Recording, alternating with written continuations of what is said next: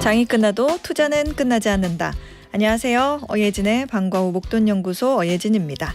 1월 8일 목요일 우리 시장 보합세에 나타났습니다. 코스피 지수는 장중 사상 처음으로 4,620선 터치하기도 했는데요.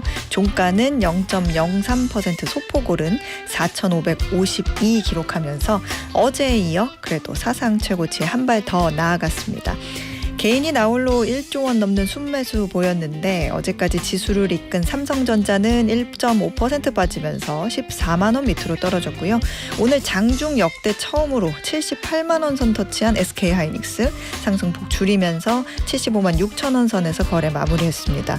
오늘은 반도체 대장주 외에 방산, 조선주의 강세가 눈에 띄는 하루였습니다. 코스닥 지수는 계속되는 외국인 매도세에 약보합 마감하면서 944에 거래 마무리했습니다. 달러원 환율 오늘은 4원 80전 오른 1,450원에 장 마무리했네요. 지금 이곳 목동의 기온은 영하 2도입니다. 어예진의 방과 후 목돈연구소 시작합니다. 어예진의 방과 후 목돈연구소 첫 곡 울랄라 세션 아이유의 애타는 마음 띄워드렸습니다. 이선희님 안녕하세요. 오늘 처음 들어요. 와 반갑습니다. 어서 오세요. 이 시간 늘 바쁜데 오늘은 좀 여유로워서 듣습니다. 경제 이야기 귀담아 듣고 똑똑해져 볼게요. 감사합니다. 이선희님 이름 기억하고 있다가 앞으로 오실 때마다 반가워할게요.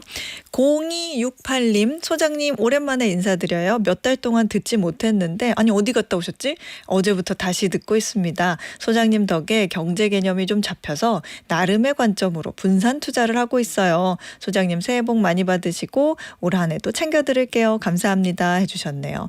아, 몇 달 동안 어디 갔다 오셨나 궁금하기도 한데 분산 투자 열심히 하고 오셨나? 그렇다면 제가 이해해드리고요. 앞으로는 자주 봬요. 배미라님 소장님 까꿍 이렇게 웃는 거죠. 뭐 뇌가 가짜인지 진짜인지 구분을 못한다고 한다니 가짜로라도 웃으려고 노력한답니다. 안 그러면 늙어요. 하하하하하 해주셨는데 청취율 스트레스 없어져라 하하하하. 아니 배미라님은 제 속에 이렇게 왔다가 나가셨나 봐요. 저도 이 뉴스 봤는데 맞아요. 뇌가 가짜인지 진짜인지 구분을 못한다고 하니까 덕분에 이렇게 까꿍 이 한마디로 이렇게 웃네요. 여러분도 까꿍 같이 한번 웃고 스트레스 있으신 것들 다 날려버리자고요. 월요일부터 금요일까지 오후 4시에 문 여는 SBS 라디오 어예진의 방과 후 목돈연구소 무료로 SBS 라디오 들을 수 있는 어플 고릴라 그리고 유튜브 채널 시교라로 함께 하실 수 있고요. 청취율 조사 기간 계속되고 있죠. 02-2056으로 시작하는 전화 오면 어예진의 방과 후 목돈연구소라고 외쳐주세요. 미리 감사드리는 마음으로 따뜻한 아메리카노 오늘도 넉넉하게 준비했습니다. 여러분 소식 또 뭐 방송 소감 등등 단문 50원 장문 100원의 유료 문자 샵 1035 무료 어플 고릴라로 보내주세요. 커피 쿠폰 팍팍 보내드리겠습니다. 자, 오늘 1교시는 키워드로 한 주간의 경제 소식 훑어보는 시간입니다. 주간 키워드 2교시는 최근 미국이 베네수엘라에서 군사작전을 단행하면서 전 세계의 이목이 집중된 가운데 19세기 중남미 역사를 되짚어보는 시간 가져보려고 합니다. 새해 배설물 때문에 전쟁이 났던 역사 속으로 떠나보는 시간 방과 후에 펼쳐지는 짧고 굵은 강의 방과 후 특강에서 함께합니다. 저 어예진이 직접 고른 꼭 알아야 할 뉴스 어뉴스 오늘도 배달 왔습니다.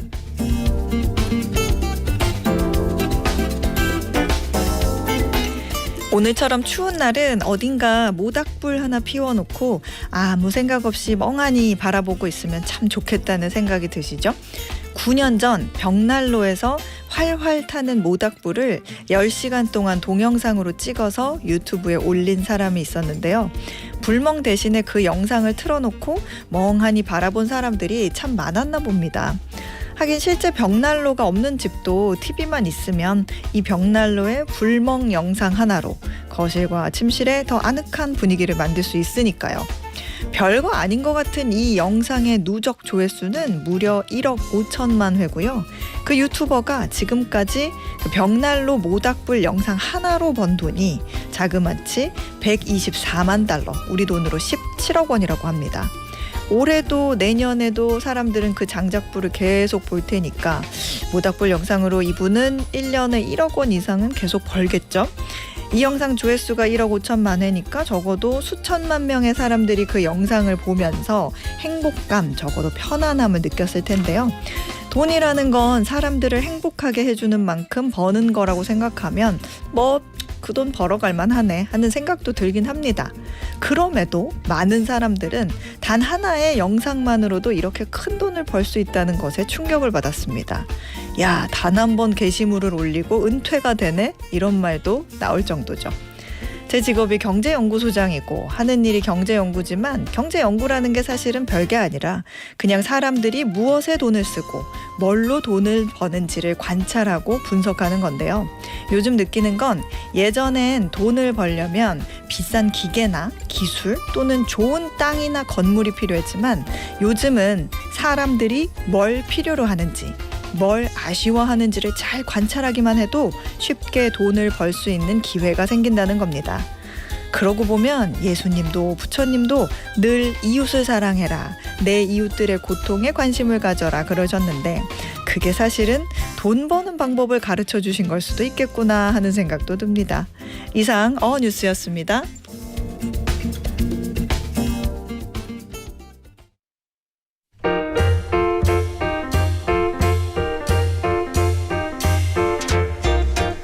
한 주 동안 세간의 이목을 끌었던 키워드로 경제를 맛깔나게 말아드리는 주간 키워드. 오늘도 한국경제신문 임현우 기자와 함께합니다. 어서 오세요. 네, 안녕하세요. 네, 자 이번 주 첫 번째 키워드 한번 볼까요? 네, 첫 번째 키워드는 알파마요입니다. 알파마요. 이거 이번에 그 CES에서 엔비디아가 개발한 자율주행 그 소프트웨어 플랫폼 이름이죠? 네, 이 알파마요라는 이름은 원래 페루 안데스 산맥에 있는 산에서 따왔다고 합니다. 해발 6,000m 정도 된다고 하는데 이 세상에서 가장 아름답고 완벽한 산으로 불린다고 하는데요. 이 아름답고 완벽한 자율주행 시스템을 개발하겠다 이런 의지를 제품명에 녹여 넣은 겁니다. 좀 마요라고 그래가지고 먹는 거 생각했는데 저는. 그런 생각도 했는데 그런 뜻이었군요. 네, 이 말씀대로 CES 2016 특별 연설에서 젠슨항 CEO가 공개를 했는데요. 알파마요 기술이 들어간 메르세데스 벤츠 차량이 올해 1분기 미국을 시작으로 2분기 유럽, 3분기 아시아 시장에 출시될 예정입니다. 그렇군요.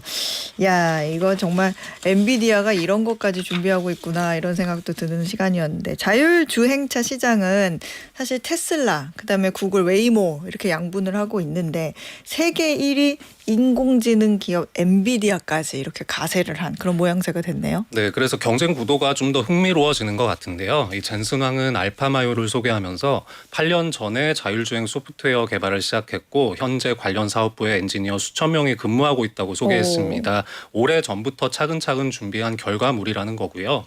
이 젠슨왕은 향후 10년 안에 도로에 있는 대부분의 자동차는 자율주행차거나 완전 자율주행 기능을 갖춘 차가 될 것이다 라고 했고요. 다음 챗 GPT 모먼트는 자율주행이 될 것이다 이렇게 전망했습니다.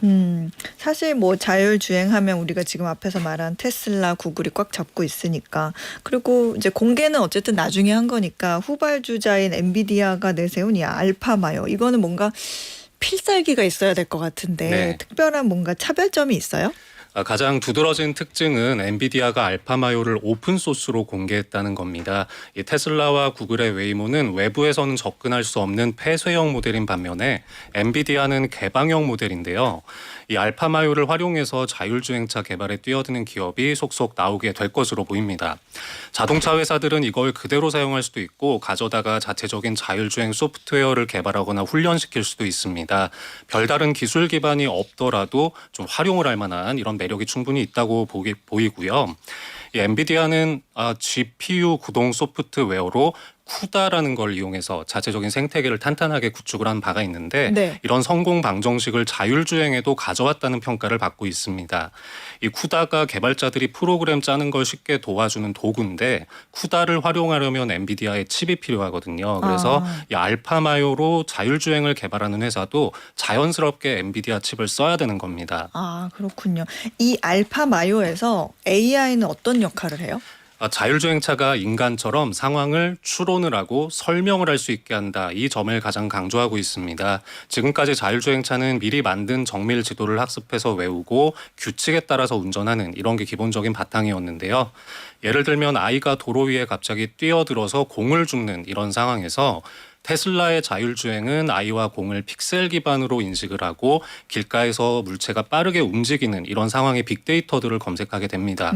반면 알파마요의 모델은 아이가 있고 공이 있고 도로가 있다 이런 상황을 언어로 정의를 해서 네. 아이가 쫓아서 들어올 수 있다라는 추론까지 해서 속도를 줄이고 제동하는 것을 준비를 한다는 겁니다.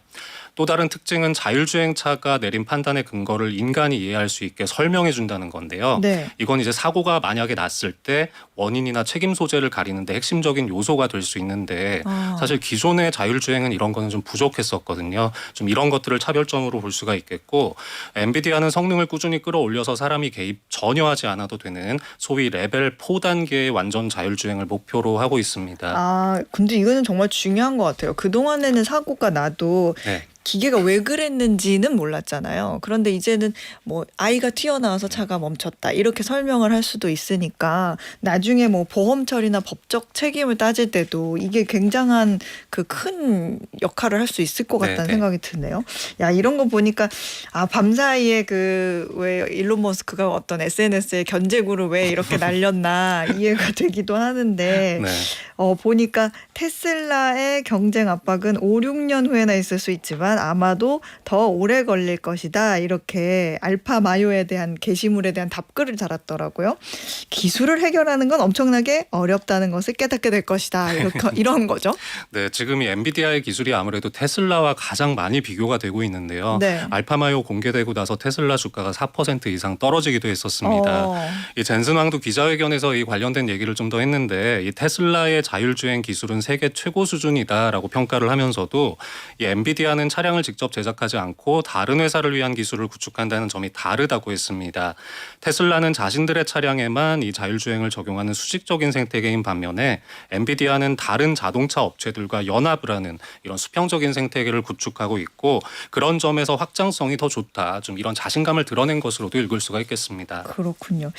사실 알파마요 듣기만 하면 굉장히 획기적이고 괜찮은 것 같은데 사실 네. 빛이 있으면 그림자도 있는 법이고 또 이제 후발 주자로서 좀 넘어야 될 산도 있을 텐데 어떤 게 있을까요? 네, 뭐 관건은 규제와 가격이 아닐까 싶습니다. 뭐 일단 우리나라의 상황에서는 꼭 엔비디아만이 아니더라도 다른 자율주행차 전부 다 이제 못 하고 있죠. 직접 네. 경험하려면 상당한 시간이 걸릴 것 같고 해외 다른 나라에서도 규제 당국과 소비자들한테 얼마나 안심을 시켜줄 수 있느냐 이게 이제 수요 확장이나 상용화의 속도를 좌우할 것 같습니다.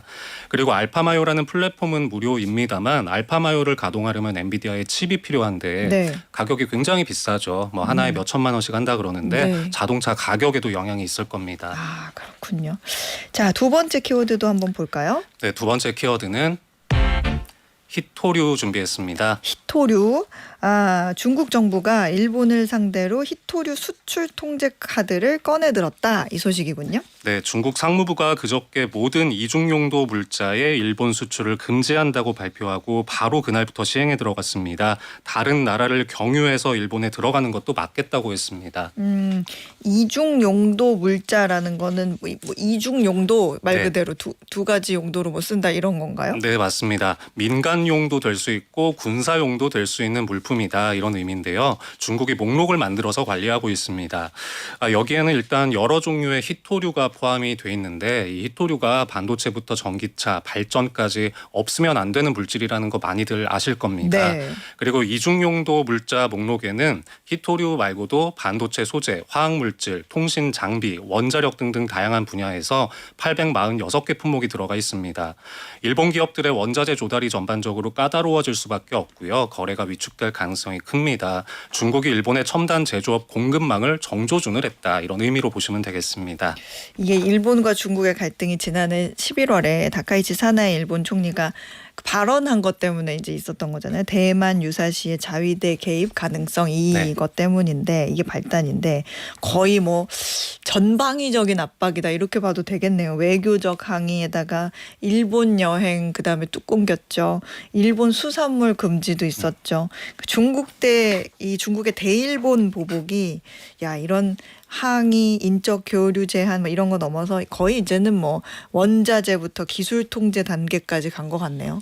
네, 맞습니다. 이번에 중국이 수출 통제를 종료하는 시점을 명시하지 않았습니다. 네. 단기적으로 압박하는 정도가 아니라 물러설 때까지 끌고 가겠다 이렇게 해석이 됩니다. 그리고 그저께 상무부 발표에는 히토류라는 표현이 직접적으로 나오지는 않았는데요. 어제는 중국의 관영 매체가 히토류 관련 품목의 수출 허가 심사를 강화하는 방안이 검토되고 있다고 보도하기도 했습니다. 민간 용도의 히토류까지 완전히 제한할 수 있다 이런 걸 시사한 걸로 보이고 쉽게 끝내지는 않을 기세입니다. 이게 사실 일본 입장에서는 그 악몽이 되살아난 기분일 수도 있는 게 그 2010년에 그 센가쿠 열도 분쟁 때도 중국이 히토류 수도꼭지 잠궈가지고 결국에는 일본이 백기투항했던 그런 적 있잖아요. 그렇죠. 그 카드가 이제 16년 만에 다시 등장을 했다라는 건데 일본이 가장 경계하는 경제 보복 조치고요. 중국도 그걸 너무나 잘 알고 있습니다. 일본은 센카쿠 열도 분쟁으로 대인 이후에 히토류 수입국을 다변하기 위해서 여러 가지 노력을 했는데 사실 두드러진 성과가 나오지는 못했습니다. 일본의 중국 히토류 의존도가 2020년에 58%까지 낮아졌다가 수요가 증가한 영향으로 재작년에는 72%까지 다시 올라갔습니다. 노무라 종합연구소는 중국이 히토류 수출을 1년만 막아도 일본 경제 손실이 2조 6천억 엔, 우리 돈으로 24조 원에 달할 것으로 예측을 했는데 이 산업계에서 좀 많이 불안해하고 있습니다. 그렇군요. 야, 그러면은 이렇게 되면은 어떻게 뾰족한 수가 있을까? 강대강일까? 아니면 또 저 역사의 반복처럼 백기투항을 해야 되나? 이런 건데 일본의 대응책이 마땅치 않을 것 같거든요. 네, 맞습니다. 사실은 이게 총리가 이제 발언을 철회를 해야 되는데 그런 정치적인 부담이 적지 않죠. 이게 쉽지가 않을 것 같고 그렇다고 또 일본이 보복 관세나 수출 규제 우리나라한테 옛날에 했던 것처럼 뭔가 대응을 또 하면 중국은 더 세게 나올 수가 있죠. 그래서 이것도 쉽지가 않고 사실 이거는 중국한테도 부담이 없지는 않습니다. 이런 수출을 못하게 되면 본인들도 손해를 보는 면이 있기 때문에 하지만 이런 상황을 고려했을 때는 올해 11월에 이제 중국 선전에서 에이펙 정상회의 예정돼 있는데요. 이전까지는 마땅하게 좀 해빙의 실마리가 안 보일 수도 있다. 이런 예상도 좀 나오고 있습니다. 그렇군요. 자, 그러면 이번에 마지막 키워드까지 한번 보죠. 네, 세 번째 키워드는 5,650입니다. 5,650. 이거 뭐 휴대폰 번호 뒷자리도 아니고 뭐예요? 네, 번호 아니고 코스피 지수 말씀드리는 건데요. 코스피 지수. 네. 그러니까 딱 이해가 되네요. 네, 사실 새해 되자마자 코스피 지수가 거침없이 올랐죠. 오늘은 조금 이제 쉬어가는 듯한 분위기이긴 했지만. 네, 근데 이 앞자리가 5에다가 5,600까지? 네, 사실 이게 증권사들의 전망치인데요. 이제 증권사들이 올해는 코스피 어느 정도 갈 것 같아요 하고 위아래를 범위를 잡아서 다 제시를 하는데 너무 오르다 보니까 벌써 이 범위를 벗어난 사례들이 많이 나왔습니다. 그래서 증권사들이 올해 코스피 전망치를 부랴부랴 상향 조정하고 있는데요. 최고 5,650을 제시하는 증권사까지 나왔습니다. 한국투자증권은 올해 예상 밴드 상단을 기존의 4,600에서 5,650으로 올렸고 유한타증권은 4,600에서 5,200, 키움증권은 4,500에서 5,200으로 각각 상향했습니다. 그렇군요. 야, 진짜 몇 년 전만 해도 거의 뭐 코스피 3,000에 환호하고 그랬는데 격세지감이란 말이 나올 정도예요. 1월 중에 코스피 5,000 달성할 수 있다 이런 전망도 있더라고요. 네, 그런 말씀하시는 분들이 정말 꽤 있더라고요. 근데 작년 말에 우리 코스피 지수가 4,214로 마감을 했었는데 올해 들어서는 하루 아니면 이틀에 100포인트씩 깨는 식으로 거의 쭉쭉 올라갔었죠. 이런 적을 저도 본 적이 없는데 여의도에서는 그런데도 불구하고 아직은 증시가 과열은 아니다라는 진단이 많은 상황입니다. 과열은 아니다. 네, 인공지능 붐에다가 메모리 슈퍼사이클에 힘입어서 반도체 대형주들의 이런 실적 전망치가 무서울 정도로 빠르게 상향이 되고 있어서 그렇습니다. 전망치가 어느 정도 상향된 거예요? 네, 올해 영업이익 전망치를 보면 두 달 사이에 전체 코스피 상장사의 수치로는 20%가 상향됐고 반도체만 떼어서 보면 50% 이상 눈높이가 올라갔습니다. 그런 점 때문에 과연 과열 징후가 뚜렷하지 않다고 주장을 하는 겁니다. 보통 주가가 과열될 때는 기업의 이익보다는 밸류에이션이 상향되는데 지금은 그것과는 다르게 이익 전망치 상향을 주가가 못 따라간다라는 거고요. 뭐 예를 들어서 유진투자증권의 리포트를 보면 올해 반도체 영업이익이 코스피의 이익에서 차지하는 비중이 현재 42%인데 네. 반도체가 시총에서 차지하는 비중은 38%다. 이런 점을 근거로 이제 따라갈 것이다라고 주장을 하고 있습니다.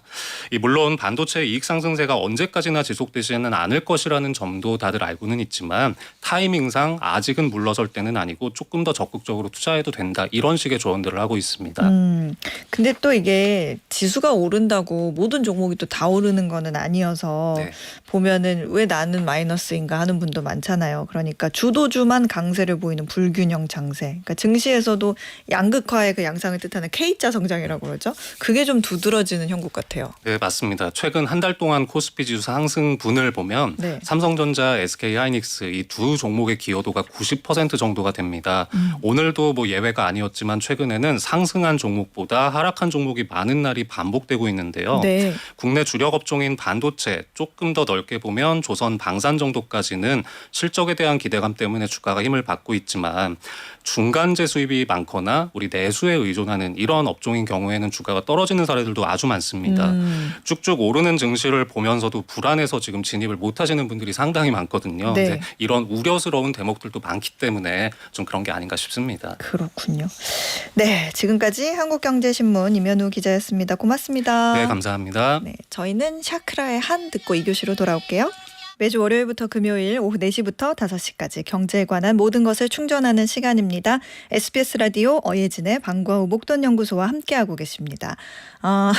아니 여러분 오늘 뭐 작정하셨어요?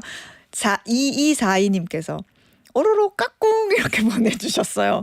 어예진 소장님 반갑습니다 해주셨는데 이제 서로 웃겨주시려고 참 이런 거 보면은 이제 우리 이 같이 방송해 오면서 뭐 긴 시간은 아니었지만 여러분하고 뭔가 단짝 친구가 된 것 같아요. 서로 응원해주고 서로 힘주고 뭐 그런 사이가 된 것 같은데 2242님 덕분에 또 웃었습니다. 여러분도 웃으셨죠? 2242님 덕분에. 네, 감사합니다. 김진우님, 소장님 둘째 셋째 아들 졸업과 동시에 오늘부터 아침밥을 못 얻어먹고 출근합니다. 애들 학교 다닐 땐 아침 얻어먹었는데 애들 학교 안 간다고 마나님이 아침밥을 안 주고 자고 있습니다. 서열이 꼴찌입니다. 아 서운해 하셨는데 김진우님 몇 살? 자, 자기의 밥은 자기가 알아서 챙겨 먹는다. 자, 배고프면 먹는 겁니다. 예, 배고프면 자기가. 이게 서운해하시면 안 돼요. 서열이 꼴찌다 이렇게 생각하시는 것도 사실 맞지 않아요. 서열이 1등일 수도 있는데 자기의 일은 자기가 알아서. 네, 배고픈 사람이 먹는 겁니다. 네, 그렇게 생각하면 마음이 편합니다. 최경옥님. 친구가 방과후 목돈연구소 들으면 가정경제가 되살아난다고 홍보해줘서 처음 놀러 왔는데 야, 이 친구분 누구시죠? 정말 열심히 들으면서 저희 집 경제 살려봐야겠어요. 제가 봤을 때는 이 최경옥님 친구분이 이 방송 덕분에 가정경제가 되살아나셨나 봐요. 하긴 이렇게 맞벌이든 외벌이든 경제 공동체가 함께 성장하고 똑똑해지면 그 가정은 뭐 말할 것도 없죠. 한번 최경옥 님도 친구분처럼 한번 가정 경제 확 살려보자고요. 자, 오늘의 퀴즈 풀고 2교시로 넘어가 보겠습니다. 최근 미국이 베네수엘라의 마두로 대통령을 전격 체포한 데 이어 이번에는 트럼프 대통령이 이 지역을 병합하겠다는 강경한 입장을 밝혀 국제사회가 술렁이고 있습니다. 이곳은 덴마크 자치령으로 북극권의 전략적 요충지로 꼽히는데요. 미국 정부는 이 지역에 미군 투입 가능성까지 시사해 파장이 커지고 있습니다. 퀴즈입니다. 수도는 누크로 푸른 초원이라는 뜻이지만 실제로는 국토의 80% 이상이 거대한 빙하로 덮여있는 세계 최대의 섬은 어디일까요? 보기 있습니다. 1번 그린란드, 2번 핀란드, 3번 아이슬란드. 정답 아시는 분들은 단문 50원, 장문 100원의 유료 문자 샵 1035나 무료 어플 고릴라로 보내주세요. 당첨되신 분들 중에 추첨해서 편의점 상품권 보내드립니다.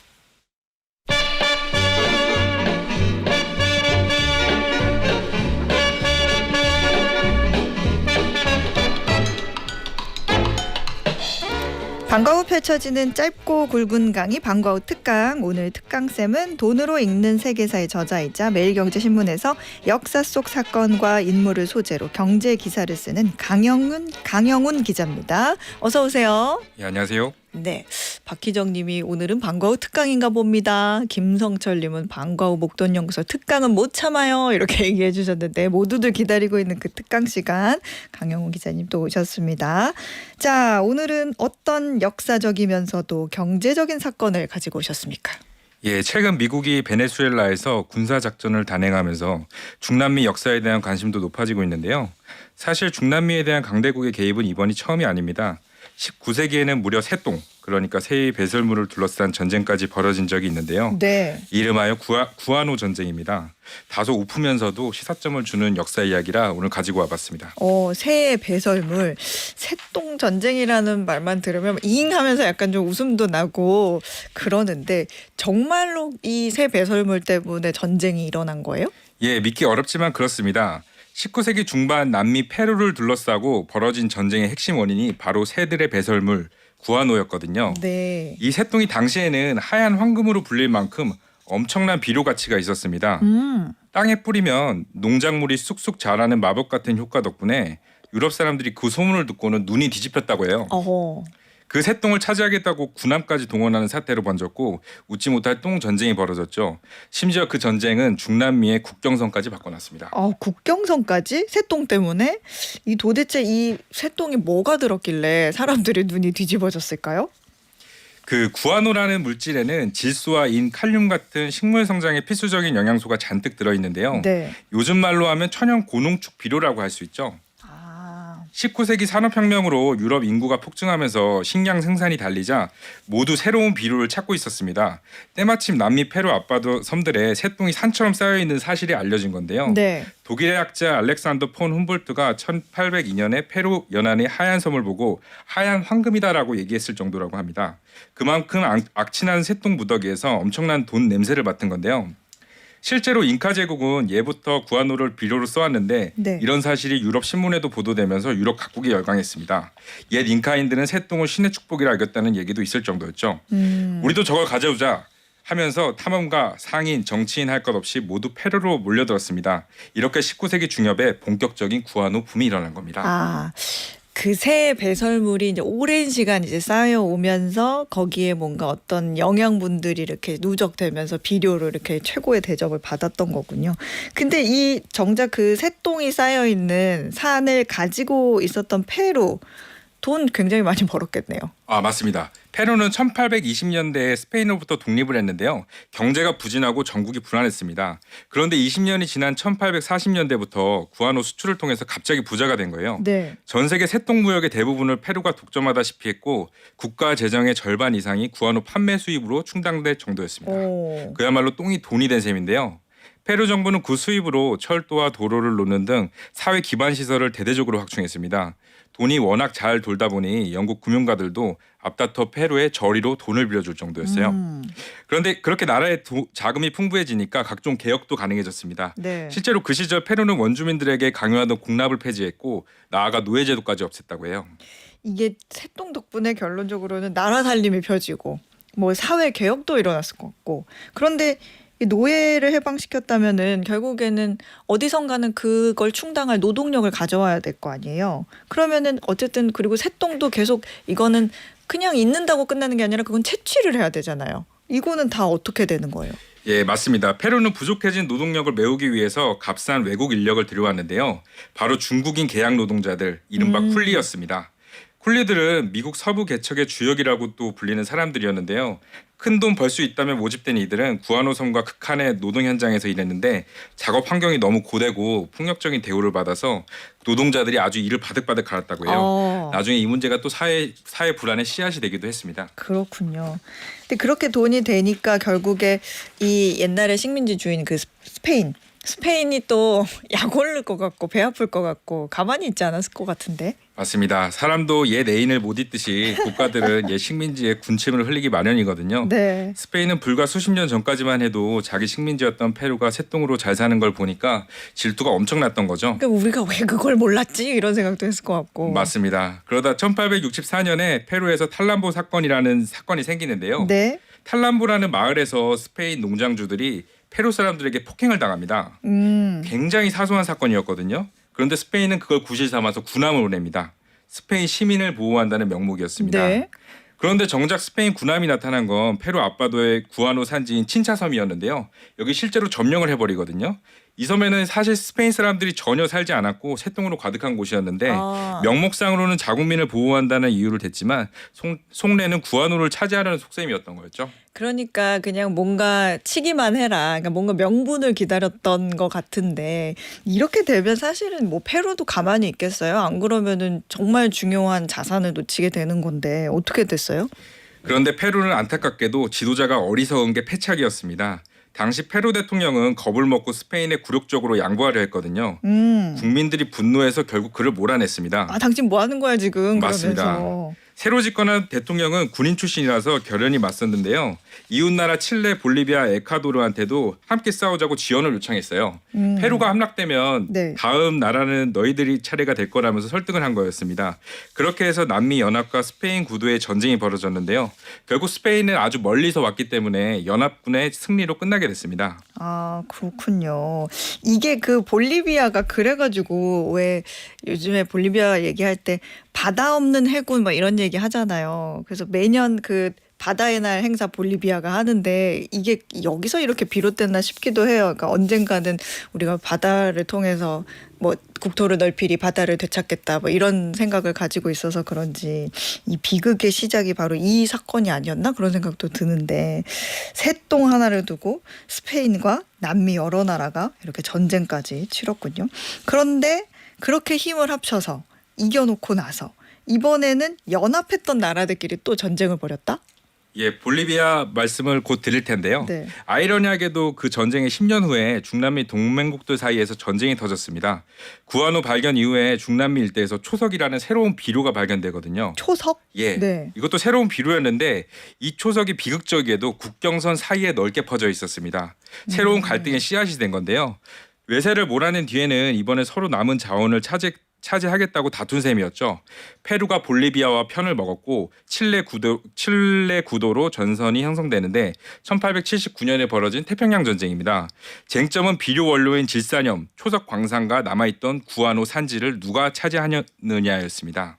초석이 뭐 그거죠. 그 아타카마 사막인가 거기에 묻혀 있던 자원인데 이게 비료뿐 아니라 이제 뭐 나중에는 화약 그 화약의 필수 원료인 굉장히 또 이것도 중요한 맞습니다. 그런 자원이죠. 이거 결국에 이렇게 또 싸워가지고 전쟁의 결과는 어떻게 됐어요? 결과적으로 이 전쟁은 칠레의 승리로 끝났습니다. 칠레는 독립 후에 시장 경제 기반을 잘 닦아서 남미의 강자로 떠오른 나라였거든요. 네. 지금도 칠레가 굉장히 잘 살죠. 페루와 볼리비아는 구안으로 한때 반짝 부흥했어도 정치 경제 구조가 취약하고 혼란스러웠습니다. 설상가상으로 페루 내에 있던 일부 중국인 노동자들까지 반란을 일으켜서 칠레를 도왔다는 말도 있었거든요. 아무래도 자신들을 학대하던 페루에 복수하려는 심정이었겠죠. 어쨌든 안팎으로 어려움을 겪은 페루 연합군은 밀렸고 결국 칠레군이 육지와 바다에서 모두 우세를 보이면서 승리를 거뒀습니다. 야, 페루와 볼리비아 입장에서는 정말 설상가상이었을 것 같은데 이런 상황에서 우리가 쭉 들어봤을 때 어쨌든 전쟁 끝나고 나서 그 이후의 상황이 뭔가 어떻게 달라졌을까 이것도 좀 얘기를 해주세요. 네, 알겠습니다. 이 전쟁 결과로 남미의 지도가 크게 바뀌었는데요. 네. 볼리비아는 해안 지역을 아까 말씀하신 대로 모두 잃어버렸습니다.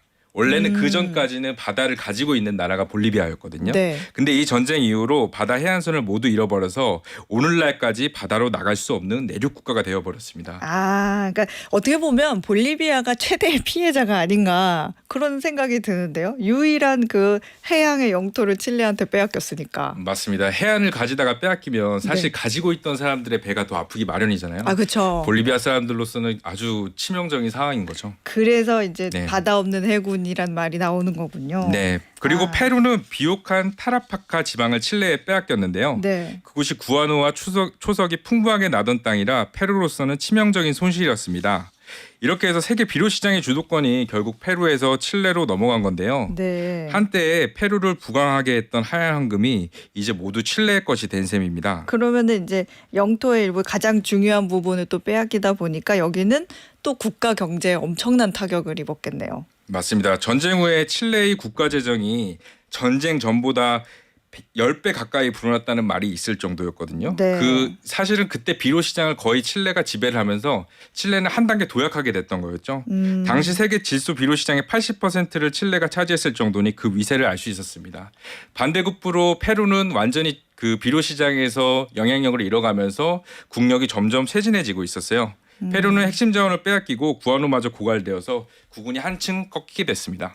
그러니까 결론적으로는 칠레가 이제 최대 승전국이 됐고 그다음에 아타카마 사막 전체를 차지하면서 구아노 초석 경제로 완전히 막대한 부싸우면서 나중에 남미의 강대국으로 부상하게 되는 그런 결과가 되고 있네요. 전희경님께서 와 새똥 얘기를 들을 줄이야 재밌네요라고 하시고 강인규님은 야 이분은 조금 뭘 아시는 분인데 프리츠 하버법으로 비료가 만들어지기 이전이라서 구아노가 국가 전략 자산이었죠 이런 얘기를 해주셨는데 하버보슈법 이 얘기 하시는 것 같은데 결국에는 그거잖아요. 기술주가 원자재주 이긴 사건이라고 할 수도 있죠. 그렇게도 말할 수 있겠네요. 네, 그렇지 않아요? 네, 그럴 수 있겠습니다. 이것도 조금 이따가 말씀드리거나 혹은 다음에도 말씀드릴 수 있는 내용인데 지금 조금만 해주세요. 예, 알겠습니다. 이 프레츠 하버가 사실은 그 인공 비료를 개발하는 사람이거든요. 네. 인공 비료를 개발하면서 사실 더 이상 초석이나 구아노를 구할 필요가 없어지게 된 거예요. 그렇게 되면서 사실 독일에서 만들어진 인공 비료 때문에 전 세계 인구가 그때 당시에 20억에서 60억으로 불어났다고 했을 정도로 제2의 혁명이 일어나게 됩니다. 아, 그렇군요. 그게 이제 비료 시장이 이제 독일 중심으로 재편이 되면서 그 아예 칠레는 자원 하나만 믿고 있다가 국력을 완전히 빼앗기게 된 셈이었는데요. 근데 역설적이게도 그 프렌치 하버가 이것도 저는 자세하게는 안 봤는데 프렌치 하버가 사실은 나중에 그 화학적인 개발로 인해서 가스 유태인 가스 개발에 단초를 제공한 과학자라고도 또 알려져 있거든요. 네. 이 이야기는 또 한번 주제에 기회를 주시면 다음에 한번 소개해드리도록 하겠습니다. 그렇군요. 그러니까 이게 우리 지금 시장에서도 맞는 게 구아노라는 건 원자재라고 한다면 그 독일의 화학 비료는 이제 기술이니까 맞습니다. 원자재주를 기술주가 이겼다. 맞습니다. 이렇게 얘기를 할 수가 있겠네요.